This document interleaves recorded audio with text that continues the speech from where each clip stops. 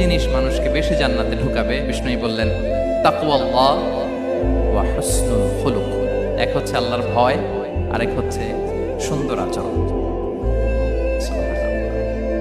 তাহলে এই হাদিস থেকে বুঝলাম যারা বেশি নামাজ পড়বে তারা বেশি জান্নাতে ঢুকবে নাকি?